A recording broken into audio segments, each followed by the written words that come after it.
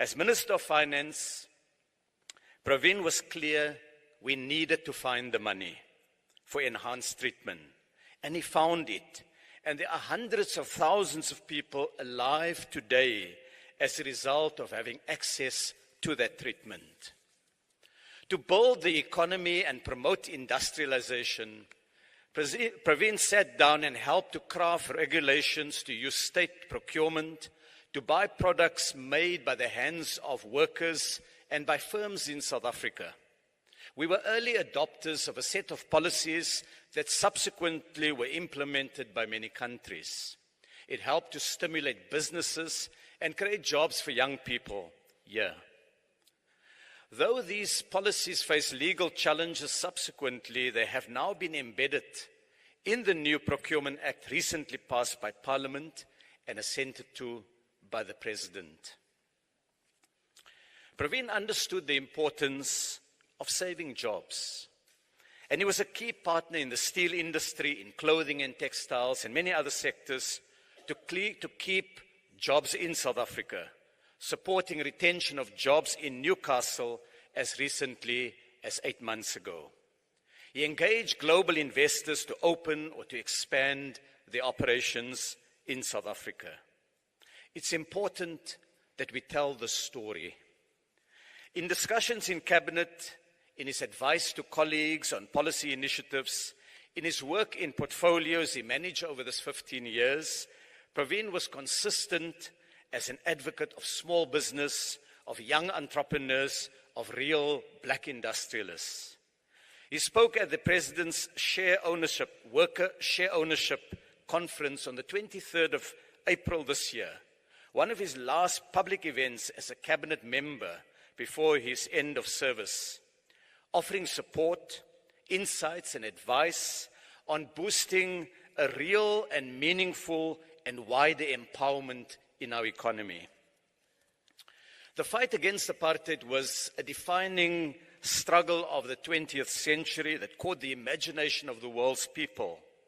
And to be part of that struggle was an honor for him and a necessary sacrifice.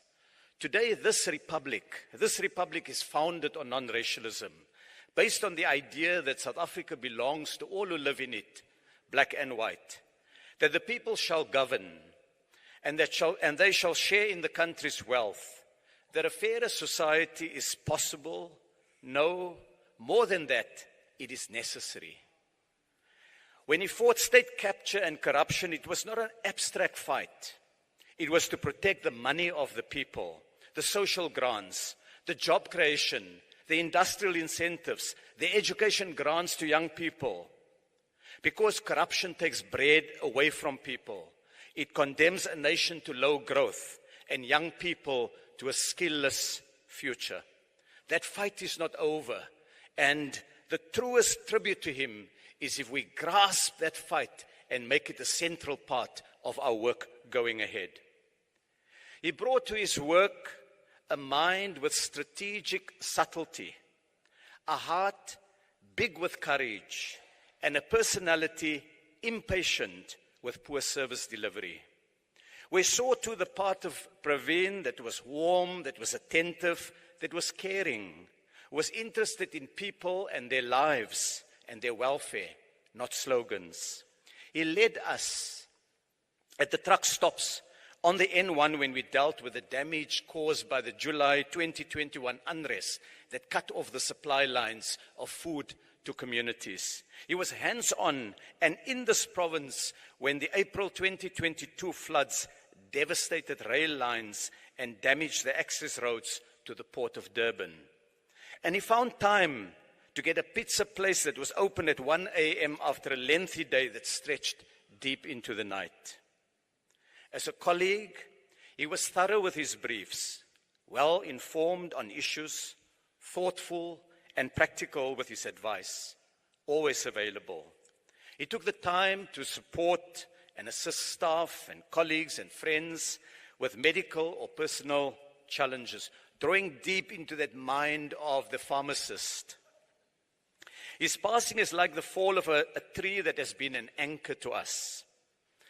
The great African-American poet Maya Angelou wrote, "When great trees fall, rocks on distant hills shudder. Lions hunker down in tall grasses, and even the elephants lumber after safety. When great trees fall in forests, small things recoil into silence, their senses eroded beyond fear. When great souls die, the air around us becomes light, rare, sterile. We breathe briefly. Our eyes briefly see with a hurtful clarity. Our memory, suddenly sharpened, examines, gnaws on kind words unsaid, promise walks never taken. Great souls die, and our reality, bound to them, take leave of us. Our souls, dependent upon their nurture, now shrink, wizened. Our minds, formed and informed by their radiance, fall away. And when great souls die, after a period, peace blooms, slowly and always irregularly. Spaces fill with a kind of soothing electric vibration. Our senses, restored, never to be the same again, whisper to us, they existed. They existed. We can be and be better, for they existed." Unquote. Dear Vani, Anisha and Praisha, your loss is immense. You wanted your husband and your father to enjoy some years of uninterrupted time with family and for himself. Pravin pointed to the house, to the car in the driveway and said, "We bought this car so we could travel around this country." We too wish he and you had that opportunity. He loved you dearly. You were his rock, all three of you. And he was enormously proud of you. We may find solace and comfort that all our lives have and will continue to be enriched by his presence and his spirit. Pravin, my dear friend, my comrade, you have lived in stormy, in dangerous, and in demanding times. Or as someone said in another context, times that test men's souls. You have left the world and this country you loved so dearly, so very dearly, a better place than it was, than what it was when you were born in 1949, 1 year after the start of apartheid. Than what it was when you started your political activism in the early 1970s at the height of apartheid. You left your mark on our history. It is time to rest. We say farewell, but you continue to live in our hearts. Go well, dear Pravin, Hamba Kashle, son of Africa. Thank you.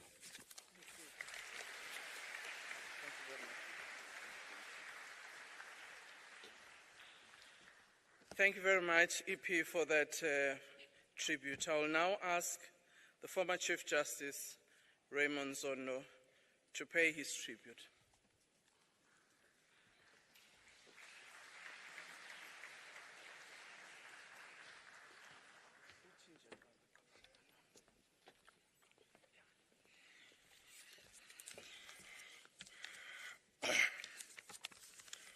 Thank you very much, program directors. The Gordhan family, His Excellency, the President of the Republic of South Africa, distinguished guests, ladies and gentlemen. Let me start by thanking the Gordhan family for giving me some time to say a few words on the occasion of us paying our last respects to this extraordinary South African to this extraordinary man, to this extraordinary human being. Many of those who have spoken already have spoken from different perspectives about this man. I will speak largely about him in the context of the enormous support that he gave to the State Capture Commission that I had the honor to lead. I'll talk about his commitment in the fight against corruption and state capture, as revealed in the evidence that he gave in the commission.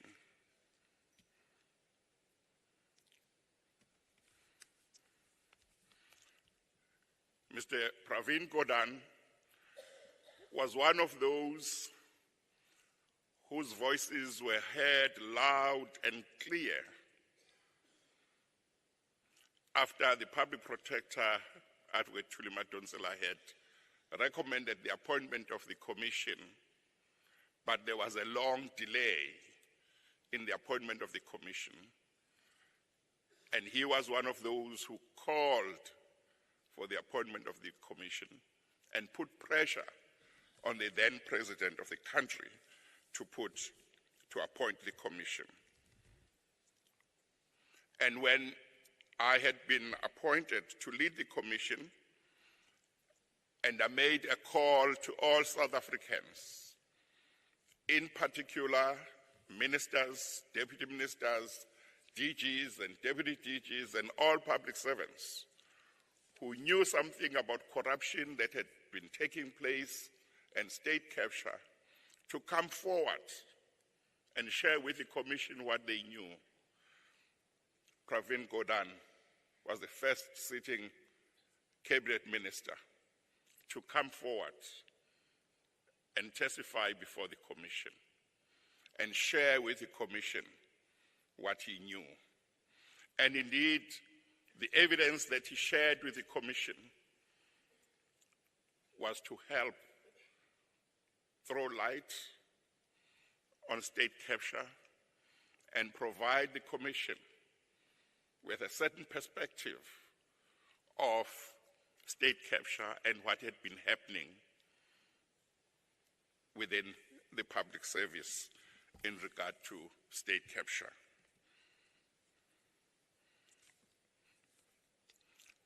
Pravin Gordhan is credited, and correctly so, with having, together with his team at SARS, built a world-class SARS for which we were respected. But when he had to leave SARS, he was one of the candidates for the position of Transnet CEO and was recommended to be appointed. But he was not appointed because he withdrew, because he was to be appointed as Minister of Finance. At that stage, we wouldn't have known that his appointment as Minister of Finance might well have been aimed to make sure that whoever was appointed as CEO of Transnet was going to be somebody who would embrace state capture and cooperate with those who pursued state capture.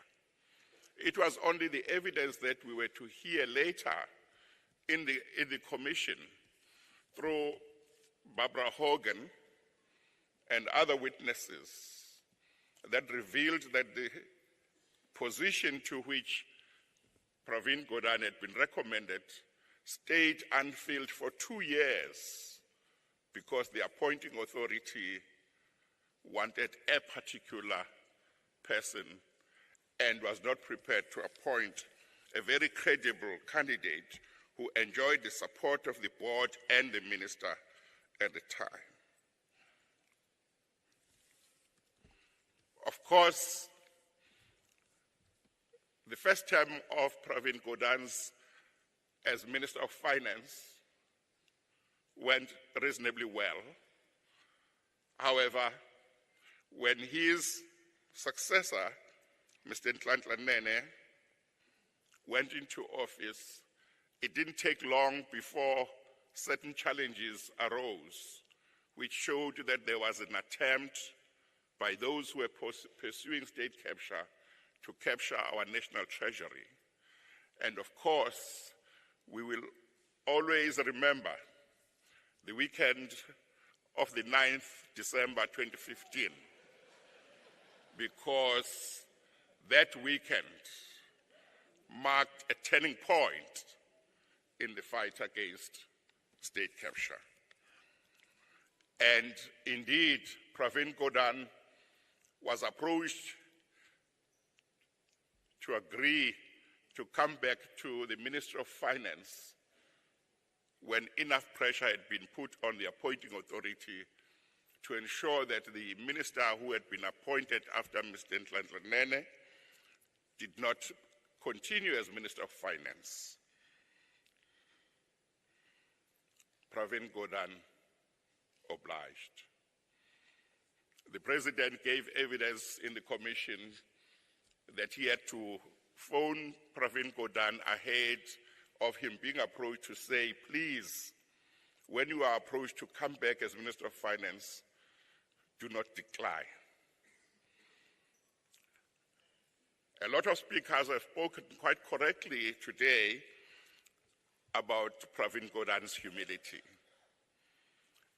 And part of what revealed his humility in the commission was that when he was called by the head of state to talk about him going back to the Ministry of Finance, he actually said, but Mr. President, there are other people more qualified than me. And he mentioned those that he put forward. But the President at the time then said he wanted him, and he agreed. In that way, helped us all. Indeed,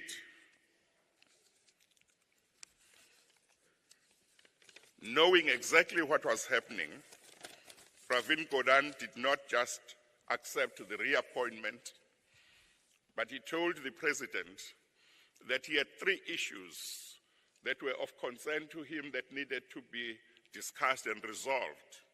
And all those 3 issues had to do with state capture. It was SAA and the chairperson of SAA at the time. It was SARS and the commissioner of SARS at the time. It was the nuclear deal.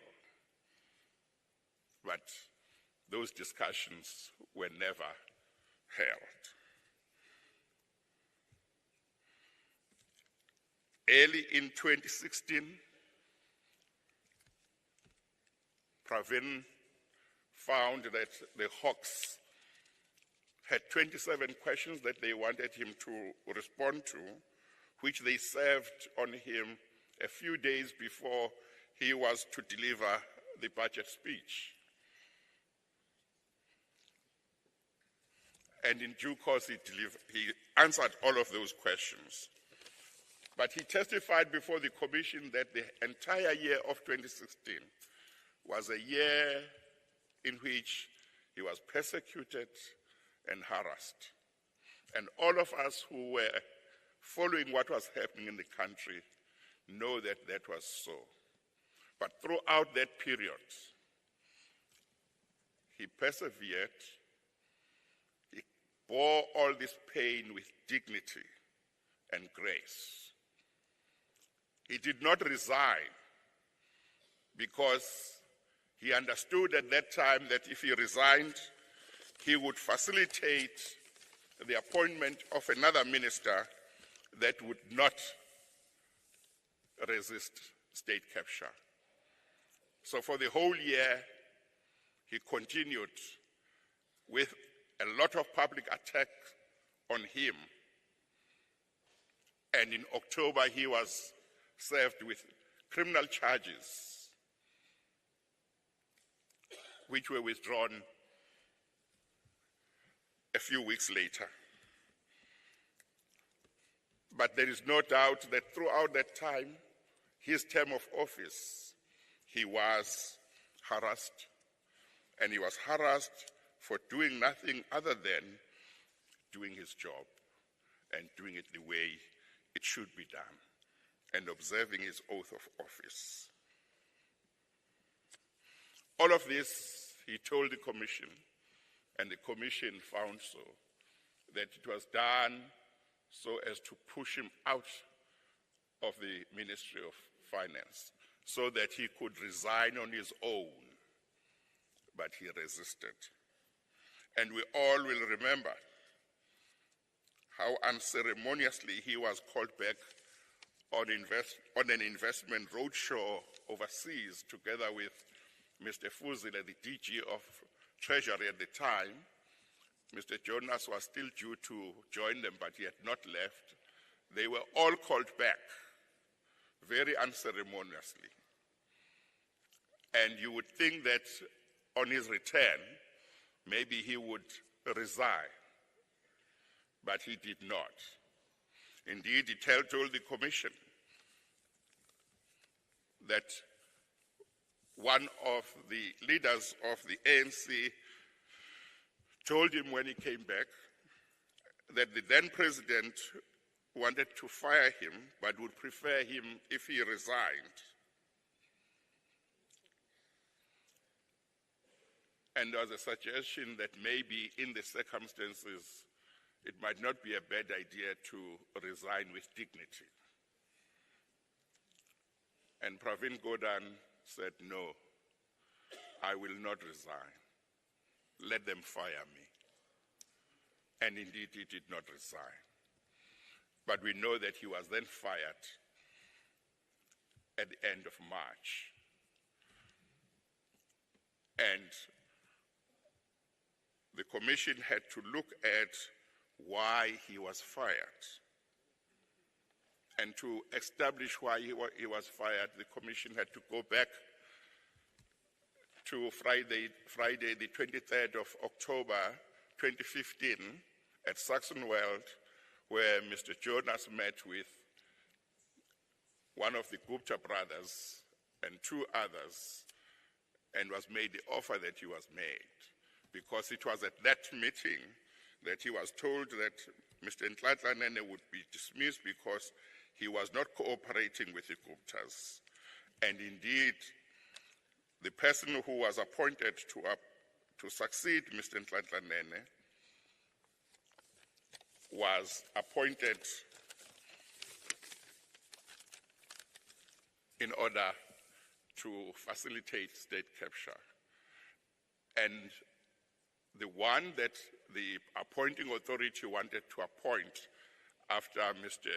Gordhan was, by his own admission, a friend of the Guptas. But the top ANC rejected that name. But the one who was appointed after was also a friend of the Guptas. The courage that Pravin Gordhan had to fight against corruption and state capture and against wrongdoing was amazing. Pravin Gordhan was a true public servant. He was a warrior against corruption and state capture. He has fallen. His spear has fallen. We have to pick it up and continue. It is just my wish that we should not end with singing his praises today in the way in which we are, which are well deserved, but that at a practical level, when we wake up tomorrow, we should go about our business not as business as usual. There should be something that we decide upon to help fight corruption and state capture that we will know when Pravin Gordhan passed on, This is one of the things we decided we would do as a country to make sure that we deal with corruption and state capture effectively. Thank you very much.